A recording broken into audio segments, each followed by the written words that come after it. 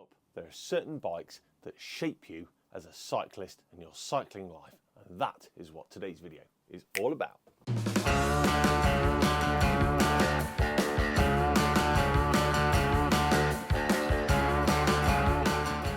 Being born in 1981, I'm a little young to remember the 80s road bike boom. You know, when people used to call him a racer. But I have an older brother.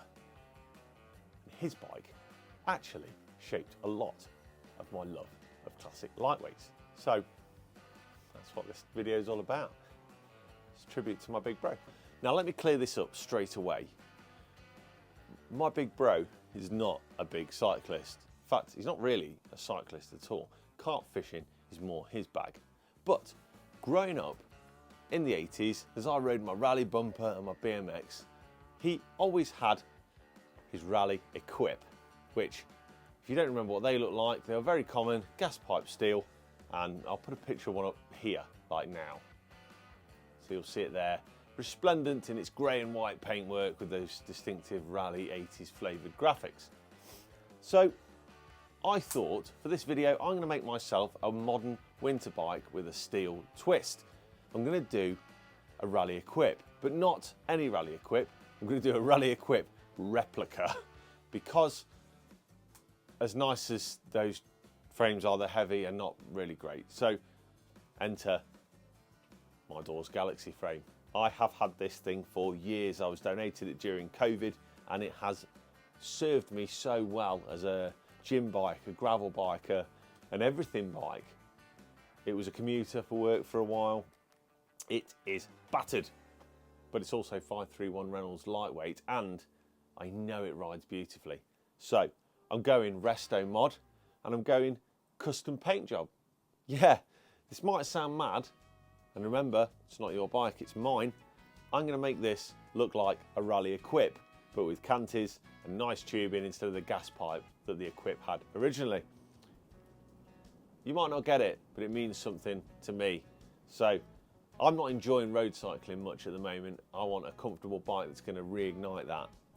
So first job, I've already been assessing this frame, doing a little bit of skim on a couple of dents and sanding it down, ready for some filler primer. So we're going to click her into time-lapse mode and start filler primering and prepping this and getting a new paint job on it, and then we're going to build it up. Very exciting.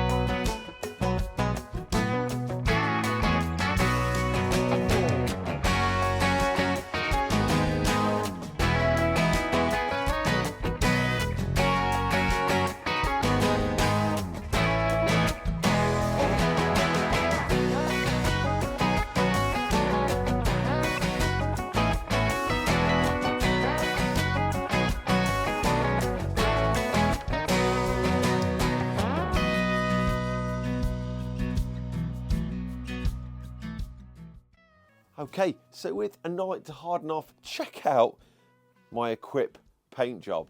It's looking pretty darn good, I reckon.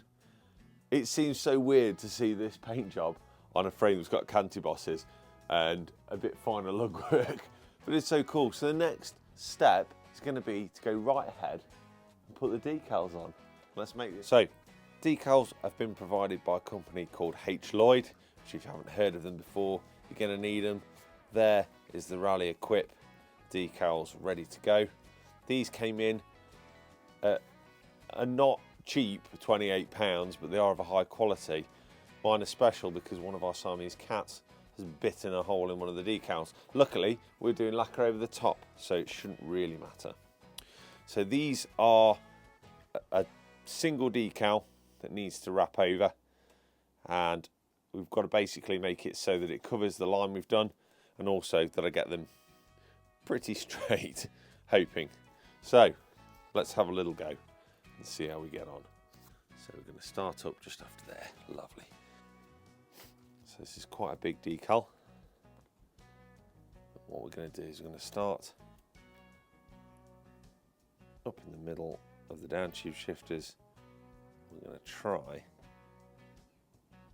and line the Raleigh up with the middle of the ball bosses like that. And that looks pretty straight, pretty even to me. So here we go, full commitment. If not, we're doing it again, and it's going to cost me another 28 quid. So there we go. Hopefully that's not the case. These decals, you can put a bit of soapy water on them if you want to. Personally, for me, I just like to ease them in until we get to the right point. Let's have a look what's going on under here. We have to bring these to meet one another in the middle.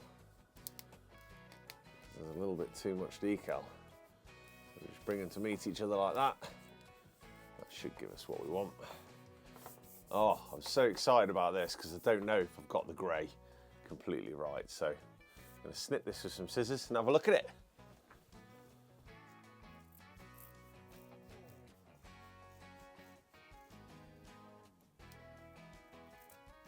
Hoping I've got the grey in the ballpark because it's actually like a bluey grey originally, this is. So let's see what we get here. We start peeling this off. Oh wow, look at that. There we go, check that out. Lovely. Oh, so many memories flooding back. Looks great. Yeah, I think that's gonna look all right, that. Well, with the success of that first one, let's go right ahead, fully make this a Raleigh equip. I'm going to take a bit of an educated guess with the top one because I'm just really struggling to see its placement in this light. I think we're where we need to be. Hey, look at that.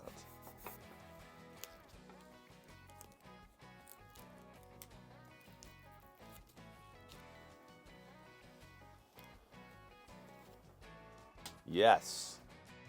Oh yes, how cool does this look? It looks fantastic.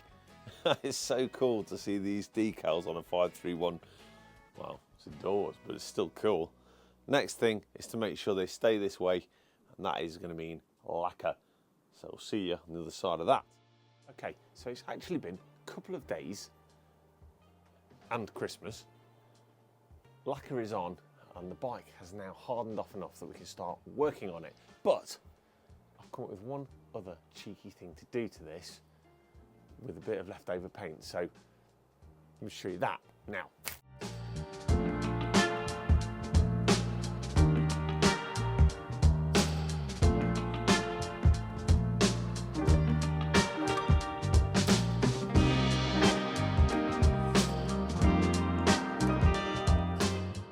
Oh yeah, so what do you reckon on this?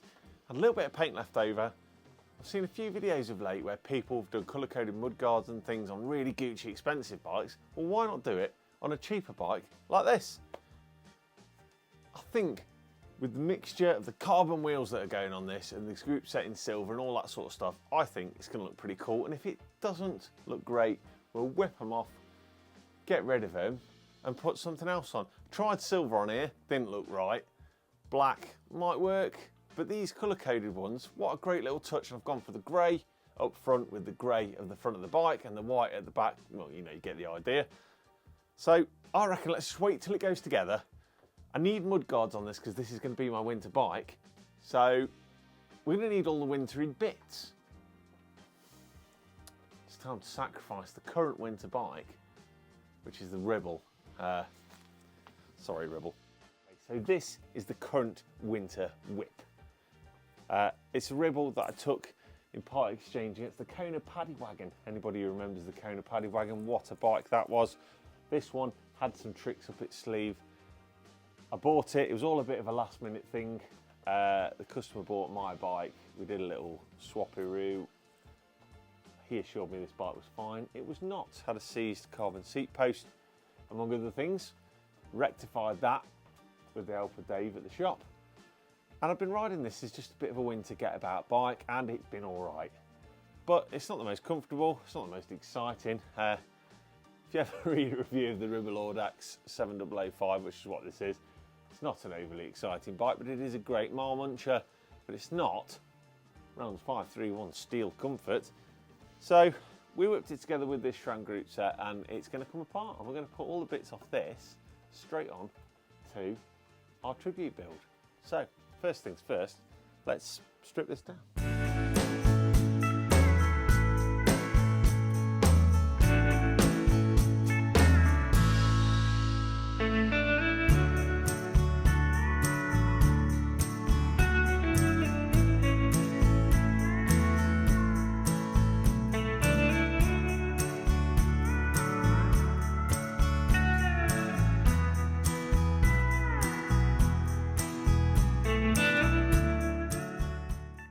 Just like that, the Raleigh is back in the stand. I've even used the same seat post because they're both 27.2. So that is absolutely brilliant. Next job then, put some wheels in, set these mud guards up. That's my next job. So let's see how these carbon wheels fit into this frame now. I'm expecting the back to be a little bit of a squeeze. Oh, that's fine. Not bad at all. One thing I was worried about was needing to do some cold setting, and I don't think we're going to need to do any of that, so that's excellent. Put this just at the edge of the dropouts there. Nice and straight. Magic, that's great. We can set up that mudguard then. And same for the front. Front is the same, in goes that wheel. Nice and tight, in she goes. True. There we are. First look at it with the carbon wheels in. Let's set these mud guards up. Take my gloves off for this job. Now we've got a nice clean bike to work with. Centralise my mud guard. I'm going to start by fitting up the top here. Nice and close, like that. Right, let's tighten that up. Those two bits in place. We've now got to centralise this guard and get it as close to the wheel as we can. I'll tell you what, having run race guards for the past couple of months, nice free-flowing proper mud guard done up tight is something to really look forward to. Oh yeah, that's not looking bad at all actually. Tighten up the legs. Not with that Allen key, I'm not. Nice free flowing wheel. The last thing we need to do at the back is pop this wheel back out. Just sort out the top bracket there.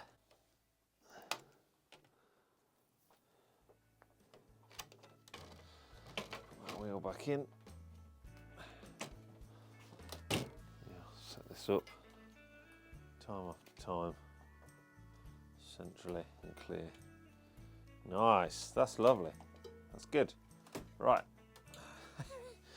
Mad with those mud guards on, absolutely mad.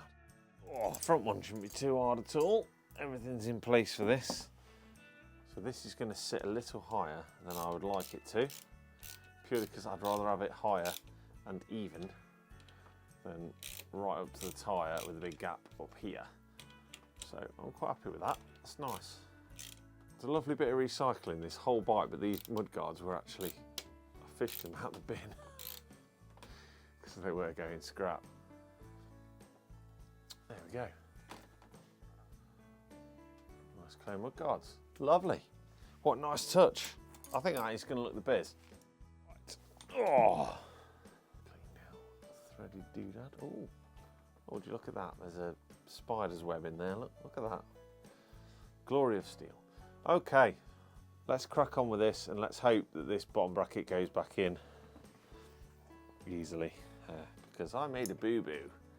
I totally forgot when I was painting this to block the threads up. It'll probably be all right. Oh yeah, that's okay, look. So you might be thinking at this point, as I put these cranks on, Why is this bike so formative for me when my brother wasn't really a cyclist? Well, I'll tell you for why. And that is that it conjures up a lot of great memories from when we were kids. I remember my brother riding what felt like an age to go and see his girlfriend 3 villages over from where we lived. I remember him getting told off when I think he said he hit a car or something. He bent his forks onto the bike and he had to go to the bike shop in Swaddling Co and get a new fork. And it was all sprayed up to match the old one. I remember that. I remember me riding around on my bike and him riding his Raleigh and us all mucking about putting oil on each other's brakes and stuff like that. And I just remember it. I remember in maybe 2002 when I was really big into my mountain biking, remembering that my brother's old equipe was in the loft at our garage, at our family home. And I remember going and getting it down, taking all the decals off it and polishing it and cleaning it, and going to the old Sheffield Cycles in Burton-on-Trent and getting some Vittoria tyres for it. I remember riding it in the early morning as like an exercise thing for me to make my mountain biking better, even though I didn't really go very far. And on top of that, I remember giving it away to somebody. And I remember it being really, really small for me. It was like a 21.5-inch frame. So lots of memories and a chainsaw. Oh, as this thing rockets together, I'm reminded of the mix of SRAM that I fitted to this. Also, interestingly, when I swapped this over, you didn't really see it because it was all in time lapse, but holding these frames next to each other, the old one that's come off and this one going, everything going on it, weight-wise, there just doesn't feel like there's an awful lot in it. So I continue to put oily marks all over this thing. I'm just having serious reconsiderations about going for white. I have to keep clearing everything.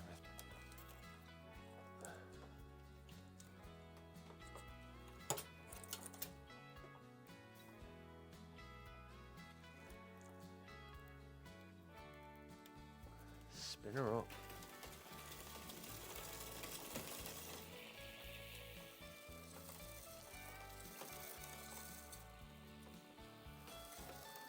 Oh, I know I want it to be a winter bike, but it's going to be a bugger to keep clean. Right, let's get a cockpit on there. Right, cockpit coming in hot. There we go. That's pretty bloody cool. Wow, really see the bike suddenly just spring together. And it is just so exciting all of a sudden. So I'm hoping we're going to be able to reuse most of our cable in here. No. Okay, so that's a no then. So right, we won't be able to do that, so we're going to have to do everything new. So let's strip that down. Come on, it is me. I'm not going to get that lucky. So. Okay, so with the bike as it is now, I've shifted those levers down, stripped them down, and now we're going to talk a little bit about brakes before we cable everything up, because it's all gone a bit different. We're going to be running these delicious Ritchie Canties. I'm going for these because I've used these on many a mountain bike. They're pretty, they look nice, and they're going to help us overcome an obstacle. Now, some of you may have already gathered what that obstacle might be. Right, so the elephant in the room as we fit up these Ritchie brakes. Hoping this one's going to get a bit springier because it's not very good at the moment. You're looking at this and seeing canties and carbon wheels. So, luckily enough, I have managed to find a solution, and it is these TRP carbon canty pads. These are on eBay for very little money, about 20 quid for a set of 4. So these are what's going to solve our problem and give us good carbon stopping power on this canty mother. So I'm going to put these in place. Good kicking off point there. Not much spring in that one. There we go. Carbon pads done. To the front. Okie dokie. I know what you're thinking, and yes, I forgot to mask them up when I was doing the paint job, so just giving them a quick shot with a bit of that. To be honest, they had a load of paint on them from like 3 previous paint jobs, so it felt like there was very little point in not adding to it.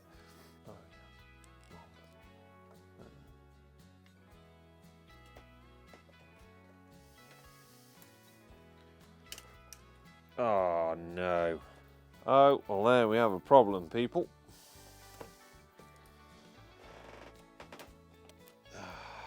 Shit. This was the bit where I was meant to be telling you how I drilled out the fork from my snapped bolt and I saved it and all of that, and this fork is dead. So I thought we were on to a winner, started drilling in, and got a nice little hole in it ready to extract it, put in an easy out bolt extractor, and it snapped in there, which meant that there was then hardened steel inside the old bolt. Tried to drill it again, and unfortunately, I don't know if you can see on there, we'll see if it focuses. Not really. There it is, there you go. Yeah, so basically the drill slipped sideways and ruined the fork. Thankfully, fear not, because look at this over here. Let me show you. Yeah, down here we have another 531 fork, and it's in place. Look, there we go. Marvellous. So, had just about enough paint to put that on there. It's actually got rack mounts as well, which is kind of cool, and it's 531, so it matches the frame. So we're good to go. We're back on. Yes. Right, so first order of business is to align some pads. Okay, help me out here. What's going wrong? Wow, well they don't fit. So how's that supposed to bloody work then? Oh, right, well the joy of having had my own bike shop means that this problem was short-lived. Wasn't the fork, wasn't the wheel, wasn't the dish, it was simply that the calipers weren't suitable because the pads sat behind it. With the Ritchie Logics, the pads sit behind instead of in front. So what I found is some classic Shimano, I'll give you the code because these are mint. These are BR-MT60s. These are what this bike had on when I rode it years ago, to be honest with you. Very, very similar, great brakes. So we're going to set these up. They're plenty powerful, and I've got a matching set. So I'm going to go right ahead now and set our pads up. It's a nice flat contacting pad. Oh, bloody hell. Set them up with plenty of mechanical advantage, because I want a nice, strong brake. Not bad. Tweak that up at the end. So, sorted. Good start. Let's get a straddle cable. So with the straddle cable done, let's now get a proper brake cable in place from the lever, and let's set up this canter, and then we can do the same out back. An end issue. Let's get a pick on it. Got these picks off Amazon. You get 2 for £7, and they are flipping brilliant. Really, really good. As usual, don't forget a little drop of oil, especially not on a blooming winter bike. It's going to have a hard time. We want smooth brakes. Smooth as a smooth thing. Nicely lubricated. Chuck it in there and into the straddle guide out and back here. I'm going to move that straddle guide round just a tiny bit so it's not quite in the middle of the tube. This won't affect the braking and will affect my sanity when it comes to setting this thing up. Let's just see which way we're going to go with this routing line. So we want to go like that so we hide it, but actually I think the sensible head goes over the top and down, and then we'll strap it in that way. Then we get a nice cable line. It doesn't look as cool, but it's better. So let's put that in place. I like to tape all my stuff in place beforehand, because one thing we want is this is the front brake, this is the powerful brake. We want this to take the line that suits it, and this is the way I want to go. So if you don't like it, if I ever build a bike for you, stranger on the internet, I'll do it a different way. Oh my God. I think I'm on the cusp of a bad mood with this bike today, folks. Right, Next thing we need is a straddle for that straddle cable. Got lots of them. I think we've got new ones as well somewhere. Where are they? Okay, so every so often I go through my things and I find something really cool, like this C-Star Easy Assembly Carrier. New old stock. Look at that. That is absolutely going to be what we use. So let's put this in place. It's still got the little tag and the instructions around it. Right, I've never fitted one of these before. So I think the brake cable goes through this hole in middle. It does. Oh wow. Okay. What a weird device. I'm intrigued. Then what does it do? Oh wow. Okay. Right. I think I get how these work now. Let's start with an unfrayed bit of cable. There we go. So it goes down through the hole in the middle of this thing, and then it comes over the top of this thing.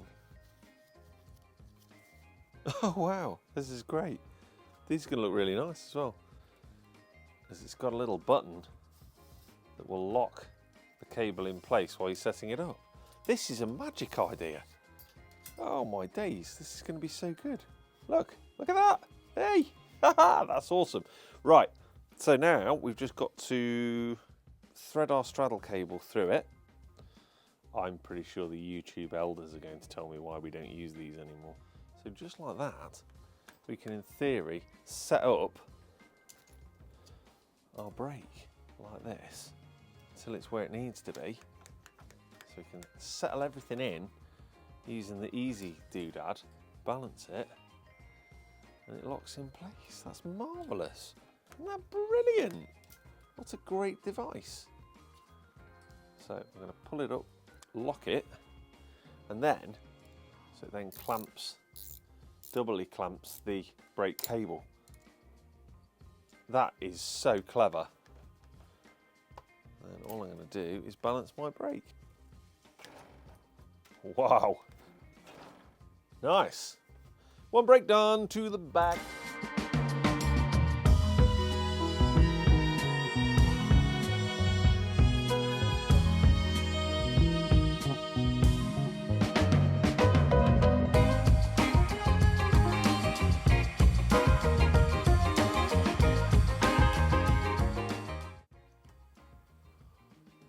School cable guide required, I think.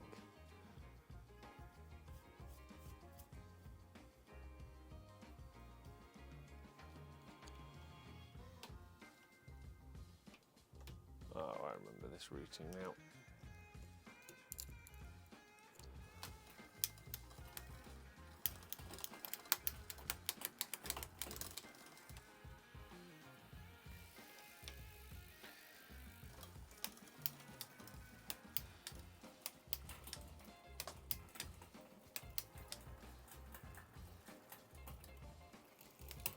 Oh, one. There you go. Right, lovely.